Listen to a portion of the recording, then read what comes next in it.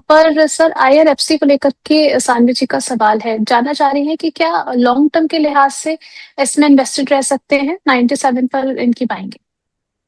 पहले तो मेरा उनसे एक सवाल है कि 97 पे क्या सोच के लिया था, क्योंकि किसी भी चार्ट स्ट्रक्चर पर बाय हम्म। सिग्नल तो है ही नहीं। हर हम्म। हर लेवल पे सेलिंग ही आ रही है। अब इसमें 87 का जो एक प्राइस है, जो पिछला एक लो था और जहां पर ओएफएस भी आया उसके बाद लो लगा, तो अब 87 के नीचे अगर ये क्लोज करके ट्रेड करने लगेगा तो और लोअर लेवल इसमें ओपन हो जाएंगे। आपकी बाइंग 97 की है, तो 94 के ऊपर क्लोजिंग करेगा तो आप उम्मीद कीजिए कि आपके भाव आ जाएंगे और शायद कुछ प्रॉफिट भी मिल जाए। पर उसके बाद आप स्ट्रिक्ट स्टॉप लॉस जरूर लगा लीजिएगा या फिर 9800 के आसपास बुक कर लीजिएगा। मैं बहुत ज़्यादा पॉजिटिव नहीं हूँ इस काउंटर पे कि चार्ट सेटअप ऐसा कुछ शो नहीं कर रहा। ठीक है। इसके अलावा सुरेंद्र जी का सवाल है शंकर बिल्ड प्रो को लेकर के। आपकी कॉल थी सर इस काउंटर पर, जानना चाह रहे हैं एंट्री लेवल्स क्या रहेंगे। 1302 पर चल रहा है। मैंने शायद आपके शो में दिया था ना ये बिल्ड प्रो। नहीं सर, यहाँ पर डिस्कस नहीं शायद हुआ मैं है, किसी यहाँ पर और हम को दिखा। First time. हाँ, क्योंकि इस पे मैंने बाय कॉल दिया परसों फ्राइडे के सेशन में 1200 के आसपास। तो आज उसने 1200 वाले ने 1365 का हाई लगा दिया, 14% का रिटर्न एक दिन में आ गया है। तो फिलहाल यहाँ पे हम्म। तो फ्रेश बाइंग की सलाह मैं नहीं दूंगा। अगर किसी को ऐड करना है तो एक बार इस काउंटर को 1250 के नीचे आने दो। थोड़ा समय बिताएगा ये काउंटर, उसके बाद आप एंट्री करेंगे तो ज्यादा बेटर है। अभी फिलहाल मत लीजिए। अगर किसी ने 1200 पे किसी और चैनल पे मेरे को देख के लिया हो तो एक बार बुक कर लीजिए, लोअर लेवल फिर से मिल जाएंगे, फिर से एंट्री बना लेना। ठीक है।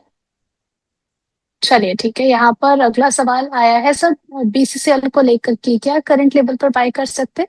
किसको मैम, दोबारा नाम बताइए। Bharat coking coal sir, BCCL. Bharat coke. Ma'am इसके अंदर देखो, मैं बहुत ज्यादा पॉजिटिव तो हूँ नहीं। ये हम्म। काउंटर अगर आपका 40-42 तक भी आता है ना तो एक बार प्रॉफिट बुक कर लीजिएगा। लेकिन हाँ, दिखा रहा है कि सपोर्ट ले रहा है 36-35 की जोन में। 35 रुपए का हम्म। स्टॉप लॉस लगा लो, 35 के नीचे क्लोज करेगा तो वीक हो जाएगा। अदरवाइज ऊपर के अंदर अगर आपको 39-40 मिले तो एक बार प्रॉफिट बुक कर लीजिएगा। ठीक है। इसके अलावा KPI green energy and Meesho के टारगेट्स क्या रहेंगे। केपीआई ग्रीन की अगर हम बात करें अभी, तो पहले 404 के मैं भाव पर चल रहा है। एक मीशो देख लेता हूँ, 190-160 चल रहा है। हम्म। रेंज में ही है काउंटर, पर ठीक है कि लोअर लेवल पे बेस बनाया है 160 के आसपास का, तो मैं इसको 195 या 200 के ऊपर क्लोजिंग का वेट करूंगा, उसके बाद ही हम्म। इसके अंदर कोई एंट्री बनाऊंगा। अभी मीशो में कोई हम्म। ट्रेड नहीं बनता। देन आपने बोला केपीआई ग्रीन। जी। केपीआई ग्रीन 404 रुपये चल रहा है। तो जी। देखिए 404 है, ये बहुत एक ऐसे जोन के पास खड़ा है कि ये ब्रेकआउट भी ले सकता है और ब्रेक डाउन भी ले सकता है। आप 412 हम्म। के ऊपर इसमें बाइक इनिशिएट कीजिए और स्टॉप लॉस लगाइए 395 का। आपको पैसा हम्म। अच्छा बन सकता है। 412 के ऊपर बाय, 395 का स्टॉप लॉस। ठीक है। इसके अलावा सर प्रदीप जी का सवाल है जीक को लेकर के, इन्होंने 100 पर बाय किया था, जानना चाह रहे हैं कि 2.5 साल से इन्होंने अपने पोजीशन को होल्ड किया हुआ है, आगे के लिए क्या स्ट्रैटेजी होनी चाहिए। 2.5 साल तीन आपने, सौ शेयर है। मतलब 100 रुपये पे आपने लिया और 2.5 साल आपको हो गए। हम्म। तो चलो, हो सकता है आपका जो इतना आपने सब्र किया है उसका आपको फल मिलता हुआ दिखे। अब मुझे लग रहा है ये हम्म। काउंटर वापस जो इसने लो लगाया है 87 के आसपास, 67 के आसपास का, वो शायद अब ये लो ब्रेक ना करे। अब यहाँ हम्म। से दोबारा इसके अंदर एक पोजीशन बन सकती है, 98 के आसपास चल रहा है। ऊपर में मैं उम्मीद कर रहा हूँ कि आने वाले दिनों में काउंटर दोबारा 120 के लेवल ब्रेक करेगा। कोई यहाँ भी पोजीशन बनाता है तो उसका स्टॉप लॉस रहेगा 82। और किसी के पास है तो अब 82 के स्टॉप लॉस के साथ ही होल्ड करो। टारगेट 120 से ऊपर के होंगे। ठीक है। इसके अलावा जानना चाह रहे हैं ये एल एन टी के बारे में सर, कि लॉन्ग टर्म इन्वेस्टमेंट के लिहाज से क्या इन लेवल्स पे बाय कर सकते हैं या फिर वेट करना चाहिए अभी थोड़ा। देखिए एल अगर आप लॉन्ग टर्म के लिए लेना चाहते हैं तो मैं आपसे कहूंगा कि अगर ये 3700 के आसपास आए तो आप थोड़ी पोजीशन इसमें ऐड कर लीजिएगा। एक गैप पीछे छूटा हुआ है 3-4 महीने का, हम्म। वो 3700 के आसपास मिले तो एक बार आप लॉन्ग पोजीशन बिल्कुल बना सकते हैं। पर आप उसको स्टैगर्ड मैनर में आपको बाइंग करनी पड़ेगी। 3700 से लेकर के 3400, इस रेंज में थोड़ा थोड़ा करके लेंगे तो आपको प्रॉफिट मिलेगा। और हायर लेवल भी आप ये मत सोचिए कि आपको बहुत ज्यादा मिल जाएंगे। 33-3400 मिलता है, सॉरी 43-4400 मिलता है। तो वहां एक बार प्रॉफिट भी बुक कीजिएगा। लॉन्ग टर्म का नजरिया आपको मल्टी बैगर रिटर्न बना के देगा एल एन टी में, मुश्किल। ठीक है। इसके अलावा अनिल जी का सवाल है सर आईटीआई को लेकर के, ये भी आपके रिकमेंडेशन में रहा है क्या? नजरिया जानना चाह रहे हैं आगे के लिए, 290 के भाव पर चल रहा है। देखिए आईटीआई हम टाइम टू टाइम क्लाइंट्स को देते रहते हैं, जब लगता है कि इसमें मोमेंटम आने वाला है तब उस समय क्लाइंट्स को दे देते हैं, पर बहुत ज़्यादा लंबा नजरिए से होल्ड नहीं करवाते हैं। 280 रुपये का हम्म। अच्छा सपोर्ट है। इस काउंटर को देखो ट्रेड करना बहुत मुश्किल है। जिस दिन ये काउंटर आपको 2-3% चला हुआ मिल जाए, स्टार्टिंग में 9:15 9:30 बजे आपको लग रहा है 2-3% बढ़ा हुआ है, तब या तो उसी दिन पोजीशन बना लो, या तो आपको इंट्राडे में रिटर्न दे देगा या फिर अगले 1-2 दिन में दे देगा। ये इसके एक, हम्म। ये आपको एक ऐसा संकेत देता है। अदरवाइज ये काउंटर में या तो नेगेटिव होगा या कुछ नहीं कर रहा होगा। जहां 2-3% पॉजिटिव दिखे तब वहां पोजीशन बना लो। अभी अगर मैं देख रहा हूँ तो अभी बिल्कुल काउंटर एकदम फ्लैट है। अगर ये 2-2.5% की तेजी दिखा देता है और 96-97 के आसपास मिल जाता है तो समझ लेना फिर इसमें मूव आने वाला है। देन फिर आप इसमें 282 रुपये का स्टॉप लॉस लगा के लॉन्ग पोजीशन बनाओ, तब आपको 310-312 तक के लेवल मिल जाएंगे। चलिए, तो काफी टाइम स्पेसिफिक है ये, अगर आप स्क्रीन के ज्यादा आदी हैं तभी आप देख देख कर इसमें ट्रेड कीजिए। अदरवाइज अगर आप बीच बीच में छोड़ के चले जाते हैं तो थोड़ा सा मुश्किल हो जाएगा आपके लिए। शॉर्टकट में आप ऐसे समझ सकते हैं। आगे बढ़ चलते हैं कुछ टॉप लूजर्स की तरफ। आज के सेशन में कौन कौन से शेयर्स है जहां पर हमें गिरावट आती हुई नजर आ रही है, क्या उनमें बने रहना चाहिए अगर आपके पोर्टफोलियो में है, या फिर निकल जाए तो बेहतर रहेगा? सबसे पहले टाटा स्टील देख लेते हैं। यहाँ पर 1.85% की गिरावट देखने को मिल रही है। इंडिको में भी आज डिक्लाइन है 1.85% का। मारुति में भी गिरावट है। एशियन पेंट्स और एचडीएफसी बैंक में भी आज गिरावट है 1.21% की। सबसे पहले यहाँ पर टाटा स्टील का जरा चार्ट लेकर के आइएगा, समझ लेते हैं आगे की क्या रणनीति होनी चाहिए।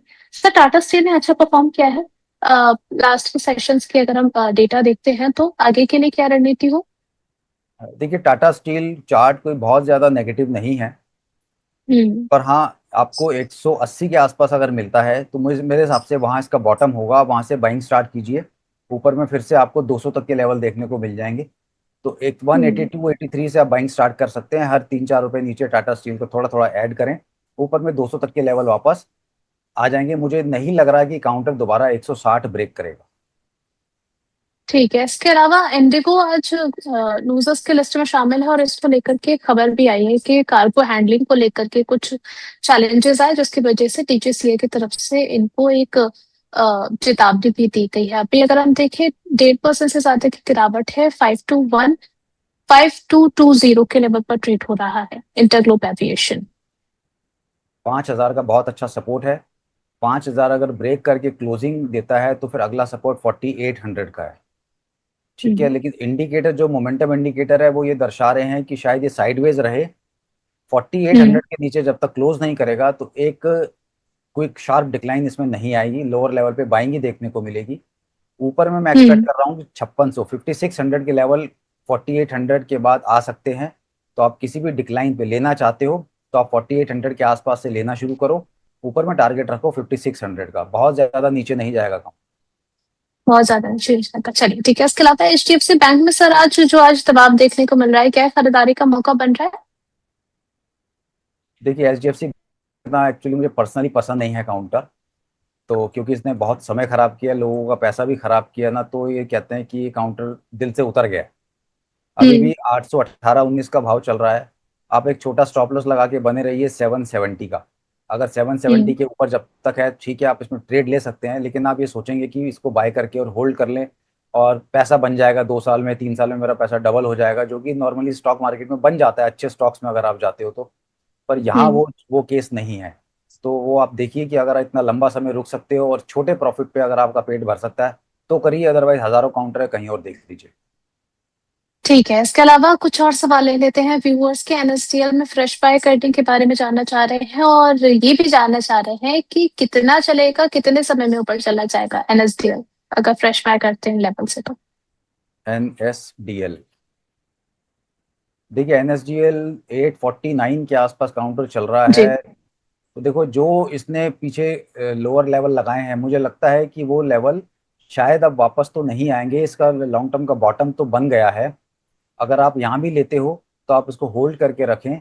मुझे उम्मीद है कि ये 1,000 रुपये के ऊपर वापस जाएगा ये काउंटर। तो थोड़ी थोड़ी स्टैगर्ड वे में बाइंग करेंगे। 850 से लेकर के 780 तक आप थोड़ा थोड़ा ऐड कीजिए। नो डाउट पैसा बनेगा, 1,000 के ऊपर आपको एग्जिट मिल जाएगा। ठीक है।